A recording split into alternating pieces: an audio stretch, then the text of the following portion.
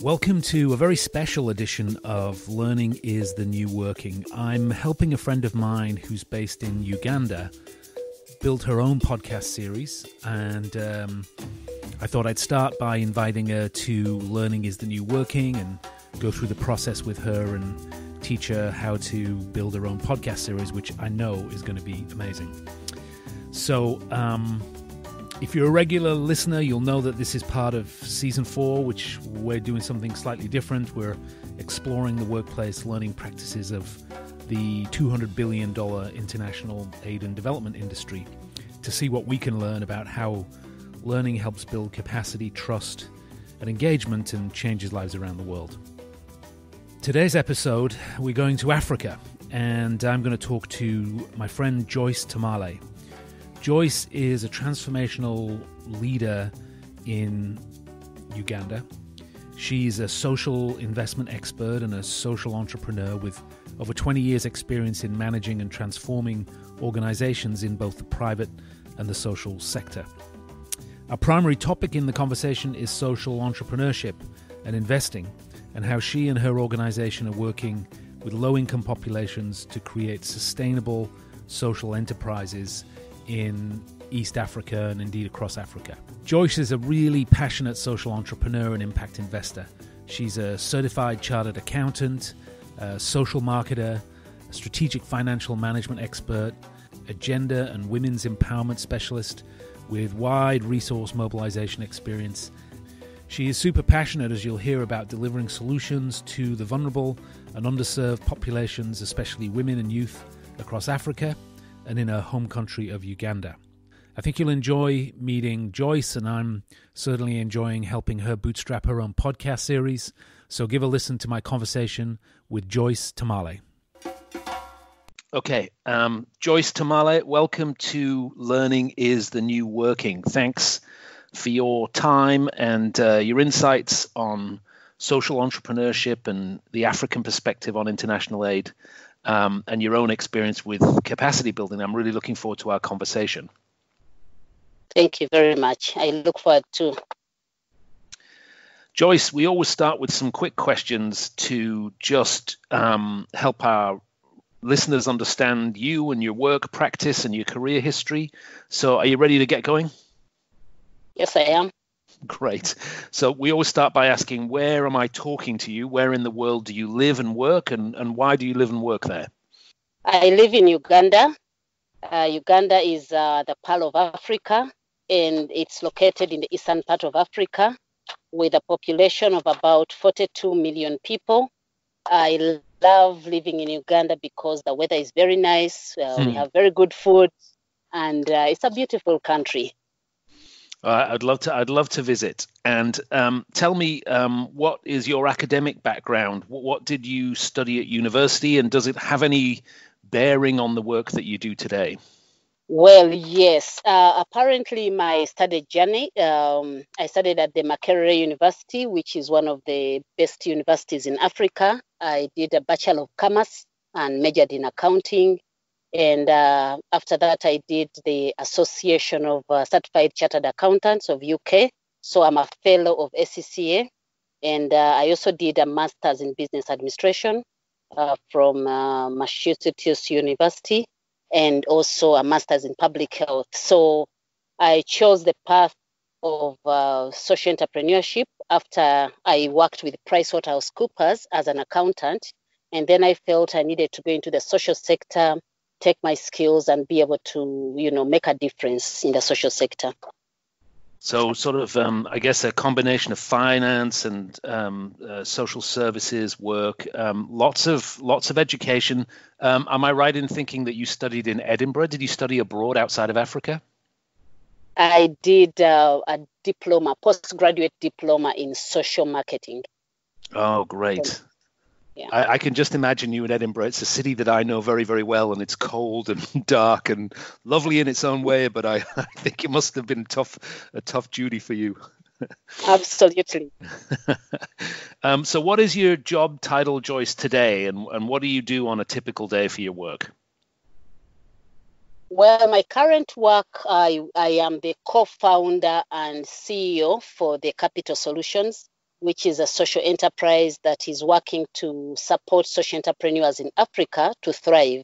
My day work is very unstructured. It begins very early in the morning, and I work about 20 minutes away from my home, so I drive a bit to go there. And I really work in a very unstructured way. I have several meetings, and then I also have social entrepreneurs that I meet for mentorship and young people within my incubator for capacity building. And this is a kind of a fairly recent endeavor for you, I think, setting up this organization. What were the steps on your career journey to get you where you are today? Oh, well, I've had a very interesting career journey. As I said, I worked with PricewaterhouseCoopers as an auditor in my initial 3 years of work.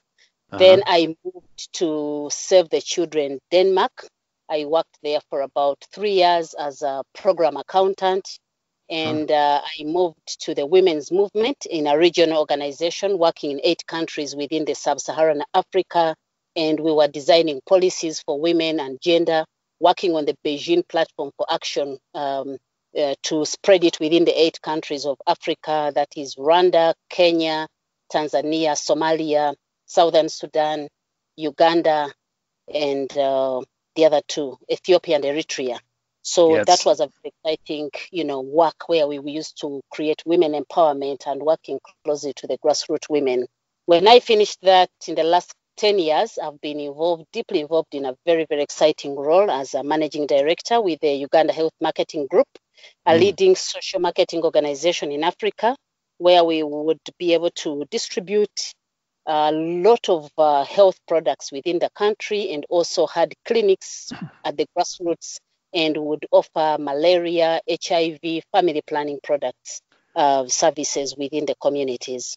So it was very exciting. And then beginning of 2019, I moved on into the social investment and social entrepreneurship work.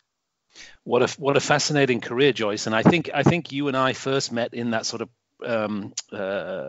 the last but one role that you were in when you were doing social marketing. And I definitely want to hear from you on how that goes down in Africa, because you really opened my eyes to some aspects of how that's how mature that is in the African continent. But before we do that, could you just give us a little bit of an outline about your country, Uganda, and or the region if you like, but what are the sort of key demographics and what's the socioeconomic environment like? It's in the sort of Eastern Africa, right? But give us, sketch it out for us if you could. Giving a quick snapshot of the country, Uganda is a landlocked country, and it's based within the eastern region of Africa. And looking at Africa, we are a large population of 1.2 billion people, and more than 75% are young, below the age of 30 years. And with Africa and Uganda is one of the largest. We also have a very large population. We are currently 42 million people, and 75% are below the age of 30 years. And wow. We are the source of the source of River Nile. River Nile is the second largest river in Africa, and it starts from Uganda. So we have Lake Victoria, which is the source of River Nile. So we have a beautiful country full of wildlife, gorillas, beautiful fruits and people. So generally, it's a beautiful country. It sounds very nice. And from my freezing cold office in Seattle here, it sounds very compelling, Joyce. So there's a couple of things that you and I think, wanted to sort of talk about today on the podcast. The first was this notion of social entrepreneurship, when you've decided to invest your career in this area. And perhaps you could just start by explaining the meaning of the phrase social entrepreneurship and what social investing is all about. I hear it a lot in my conversations with people in the aid and development area, but it might not be familiar to everyone in our audience. So could you explain social entrepreneurship and investing to us? Well, January 2020, we conducted a research on the status of social entrepreneurship in Uganda. And we discovered this is really a new buzz within the country and the continent. And so for us, we explain social entrepreneurship as companies or enterprises that do business for social good, largely spreading the wings to support the communities where you live while you do business.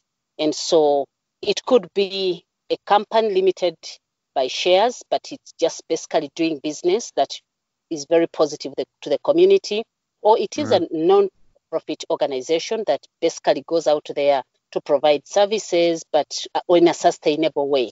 And that is what I call doing good while you do well as an organization. And for social investment, I look at investors who actually make an option to do impact investment. So they look for organizations that are doing good for the community, but also do well and invest in them. So we in Africa, we've realized that grants cannot take us to the next level. And so we realized that we must be able to think about innovative ways of delivering services within our communities in a sustainable manner. I see. So just so I'm super clear, if I'm social entrepreneurship might be an organization that's primary focus is to do good in the world. Let's say further the cause of healthcare or education in a given society. But does it also include companies that maybe have a primarily sort of business purpose, like transportation or tourism, and then also have part of their operations be focused on improving social conditions? Absolutely, yes.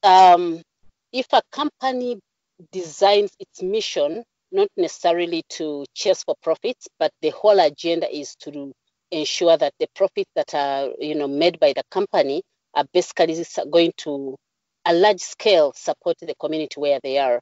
So it could be a tourist company, but employing disadvantaged or women with a disability as their biggest percentage of employees. And that is the target and that's the mission. So that is a social enterprise because it has prioritized to deal with the disadvantaged population and be able to give them employment. So that would describe a social enterprise. I've got it. And then, so what is the mission of your organization, Capital Solutions? What you recently founded the organization, and how does it fit into the ecosystem of social entrepreneurship in this part of Africa? Well, our mission is to inspire and transform Africans to become successful social entrepreneurs through improved access to finance and innovative community solutions for sustainable social impact. So this draws on your basically accounting background, your fundamental knowledge of how companies work and operate at a fiscal level, and also your sort of passion for doing good in the world. What's the business model, Joyce? How do you sort of fund this effort? Well, we designed three products. I would call them products, or mainly services. We have a capacity building section where we basically run masterclasses to support the social entrepreneurs in areas of marketing, building brands, and generally supporting them in terms of governance as a way of them also doing well so that they attract investors for their businesses. The second arm is the social investment fund. When we did our research, we also realized that the young people and the women have difficulties accessing finance support from the commercial banks. And so we designed a social investment fund to support those kind of people with some small amounts of money to enhance their businesses. The third, we have what we call the innovative solutions. There we use digital platforms because we have a very young population that is interested in digital. So we designed a social entrepreneurs forum online where young people interact and discuss business and discuss on number of incubations to support their ideas in growing into business. Interesting. So it's a combination of education and training